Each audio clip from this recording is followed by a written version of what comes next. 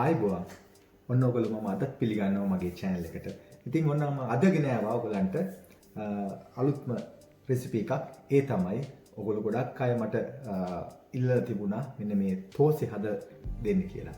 ඉතින් මම හිතුවා මම මගේ විදියට මම තෝසෙ හදන්න ඔයගොල්ලන්ට අද පුරුදු ගන්න හදන්න.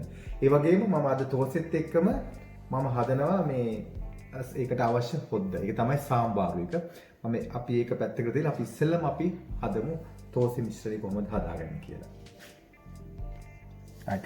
අපිට ඒකට මුලින්ම අවශ්‍ය වෙනවා උඳු පිටි.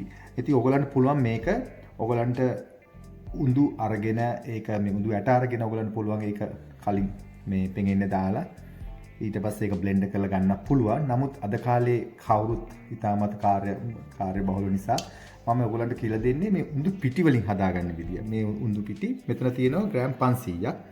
ඊළඟට ඒකට අවශ්‍ය වෙනවා හාල් පිටි 500ක්. ඉතින් මම දෙක එකට භාගේ දාන්නේ. මේ දෙක මම මේ දෙක එකට එකතු කරනවා මේ විදිහට.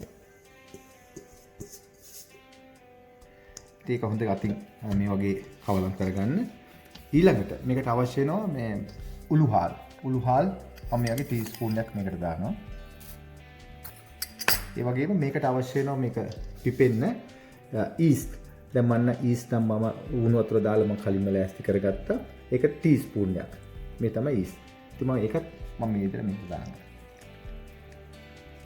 ඒ දාලා මේ විදිහට හොඳට මේ කවලම් කරගන්න.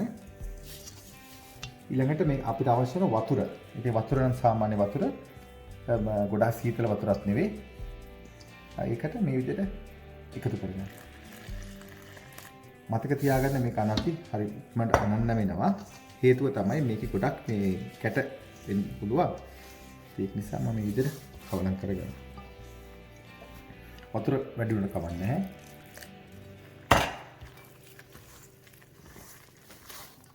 මේ විදිහට හොඳට මේක අනා ගන්න. මේක අපි අතින්මයි කරන්න ඕනේ. මතක තියාගන්න මේකෙදී ගොඩක් වෙලාවට පොඩි මේ කැට වගේ එකතු වෙන්න පුළුවන්. ඒක නිසා මේක හොඳට අතින් හොඳට කවලම් කරගන්න. ඊට පස්සේ පුළුවන් අවශ්‍ය ප්‍රමාණයට වතුර දාලා මේක පෑ දෙකක් විතර පැත්තකින් තියන්න. මේක හොඳට පිපෙන්න. දැන් ඔයගොල්ලෝ පේන්නේ මේක තව පොඩි මේ පිටි ගතිය තියෙනවා. ඒක හොඳට කවලම් කරන්න ඕනේ. ඊළඟට මගේ අලුත් දෙයක් තමයි මම මේකට එකතු කරනවා පෙරුම් කායන් ටිකක්. ඇත්තටම පෙරුම් කායන් වල දාන්න හරි ගුණයි. ඉතින් මේ මම ඒකට මේ තියෙන්නේ ඔයගොල්ලෝ විදේශයට ගෙන්නනම් මේක තමයි ගන්න තියෙන જાතිය. මම එකකින් පොඩ්ඩක් මේක තමයි එකතු කරනවා. ඔයගොල්ලෝ පේන්නේ. ඒකෙන් ටීස්පූන් භාගයක් විතර එකතු කරනවා. ඉතින් කිසි අගුණයක් නැහැ. ඒ වගේම තව වතුර ටිකක් මේකට එකතු කරන්න ඕනේ. දැන් ඔයගොල්ලෝ පුළුවන් වතුර එකතු කරලා ඒ පදම හදා ගන්න. ගොඩාක් වතුර වැඩි කරගන්න එපා. දැන් ඔයාලට පේන්නේ ඇති. දැන් මම වතුර අවශ්‍ය ප්‍රමාණයෙන් දාගෙන තියෙන්නේ. හැබැයි මේක පිපිල ඇස්තු නම් පස්සේ ඔයාලට පුළුවන් තවත් ඕනනම් වතුර ටිකක් මේකට එකතු කරන්න. දැන් ඔයාලට පේන්නේ ඇති මේ මම මේ ගානම හදාගෙන තියෙන්නේ. හැබැයි මේක පැය දෙකකට පස්සේ මේක ටිකක් ඝන වෙන්න බලනවා. එතකොට එහෙම වුණොත් තව වතුර පොඩ්ඩක් දාගන්න පුළුවන්. දැන් මේක මම වහලා පැත්තට කරලා තියෙනවා පැය දෙකක්. මම ඒ අතරේ මම ඔයගලන්ට කියලා දෙන්නම් කොහොමද මේ සාම්බාරු එක හදාගන්නේ කියලා. ඉතින් අපිට ලෑස්ති වෙනවා මම මේ සාම්බාරු එක හදන්න.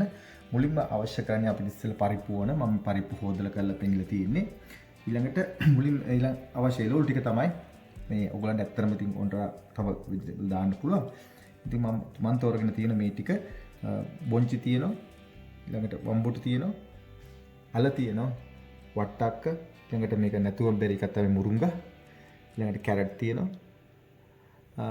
ඒක තවත් වැදගත් එකක් තමයි මේකට ඇඹුලට මම පාවිච්චි කරනවා මේ සියඹලා. ගාලික් තියෙනවා. ලුණු තියෙනවා. කපාගත්ත මේ අවමිරිස් තියෙනවා. කරපුංච තියෙනවා. තක්කාලි තියෙනවා. ඉතින් ඒකට මම තව මෙතන තවත් අවශ්‍ය කීප වර්ගයක් තියෙනවා. මේක තමයි කුරුදු පුතු, උළුහාල්, කහ කුඩු සහ හරි පවුඩර්. මම මුලින්ම දානවා මේ පරිච්ඡ ටික. මේක හොඳට තැම්බෙන්න ඕනේ. ඉතින් ඒ තැම්බුනන් පස්සේ මේක හොඳට පොඩි වෙනවා. එතකොට තමයි මේ සෝස් එක වගේ මේක හැදෙන්නේ. දැන් මම ඊළඟට අනිත් දේවල් අපි මේ විදිහටම දානවා. මොකද මේ හදන්නම සාම්බාරකට මෙලොව් වල තත්ති. ඉතින් ඒක නිසා මම මේ ඔක්කොම එකට දාන්න හදන්නේ. ඒක නිසා ඊළඟට මේකේ මම ටෙම්පරාදුව මම අන්තිමට කරන්නේ. දැනට මම තෙල් දාන්න නැතුව මේ ඔක්කොම තඹ ගන්න. garlic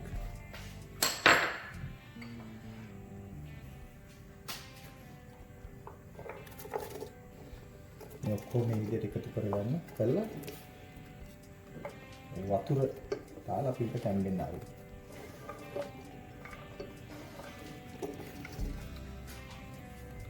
ඉතින් මම සියඹලත් මම මේ විදිහටම දානවා. ඔයගලන්ට ඕන නම් සියඹල මේක දිය කළා දාන්න පුළුවන්. නමුත් මම මේක පොඩියට කරලා දානවා. මේක පොද්දෙදිම දිය වෙලා ආවි.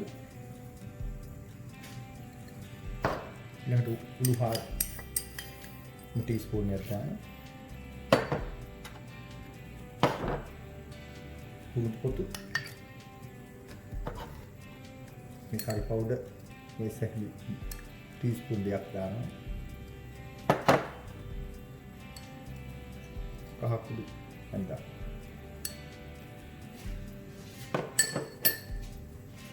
දාලා මේක මේ විදිහට වතුර දාලා තියෙන්න මේක එල්ජුම් එක කවර් එකක්.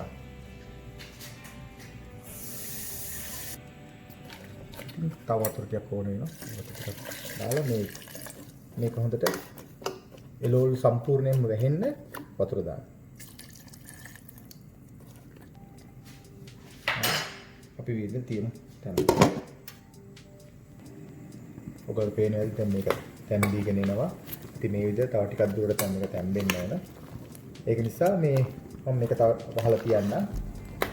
අපි ඊට පස්සේ බලමු මේ අතරේ අපි ඔබට මම කියලා දෙන්නම් කොහොමද තෝසයක් එක හදාගන්නේ කියලා.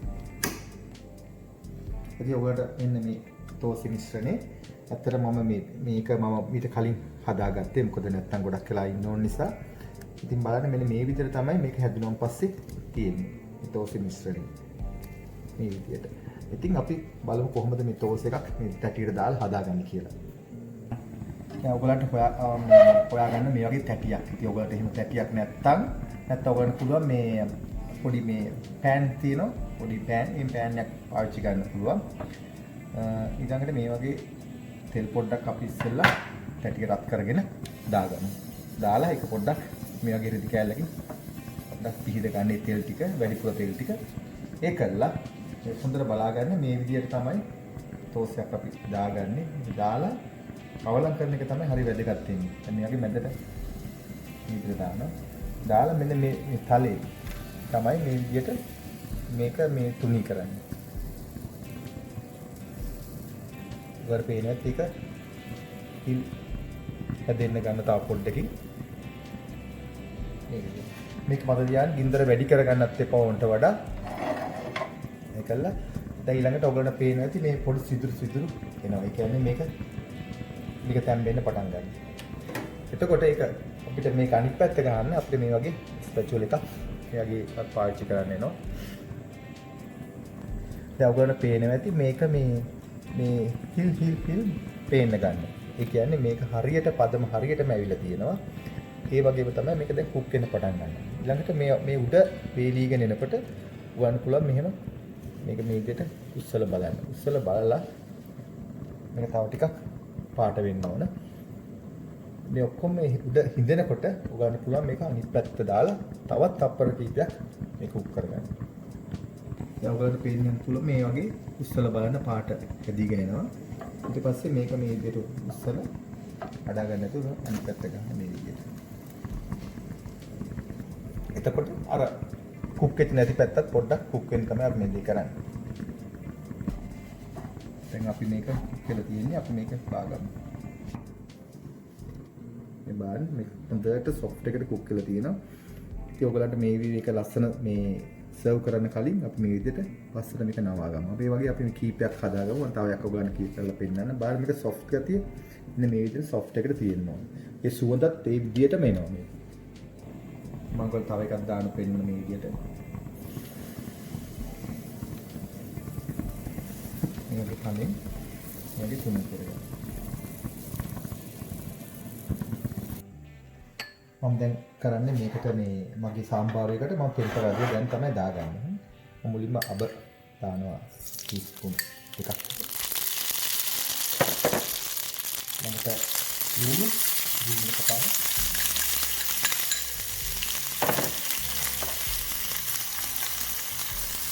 පොඩි මේ විදිහට හොඳට පෙන්තරාදිය කරගන්න.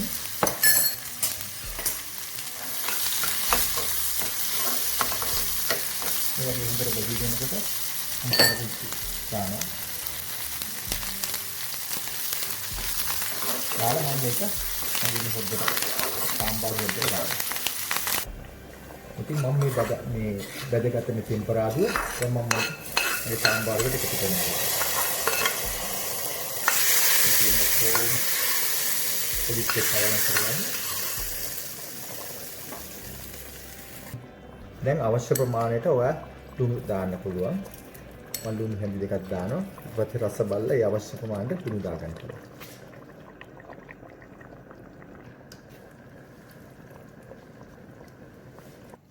ඔන්න ඔයගොල්ලෝ දැක්කා මේ මම සාම්බාර එක හැදුවා. ඉතින් මම ගොඩක් වෙලාවට සමහර අය දානවා මේකට මේ පොල් කිරි. මම පොල් කිරි දැම්මේ නැහැ. ඉතින් ඕනම වෙජිටේරියන් අයට, වීගන් අයට මේක මේ විදිහට හදා ගන්න පුළුවන්. මේ ඔයගොල්ලන්ට කැමති නම් පොල් කිරි දාන්න පුළුවන්. එහෙම දාන්න නැතුව බලන්න නිකන් ටෝසෙත් මේ වගේ හොඳ සොෆ්ට් එකට තියෙනවා. මේ ගල් වෙල නෙවෙයි සොෆ්ට් ගතිය තියෙනවා. ඉතින් මම හිතනවා මේක ඔයගොල්ලෝ ඔක්කොමලා බලන්න ඇති කියලා. බලලා මේක try කරලා බලන්න. බලලා ප්‍රශ්න තියෙනවා නම් මට කමෙන්ට් කරන්න. නැවතත් මේ වගේ ලස්සන වීඩියෝ එකක් හම්බෙනතුරු ඔබට සුබ දවසක් ආයුබෝවන්.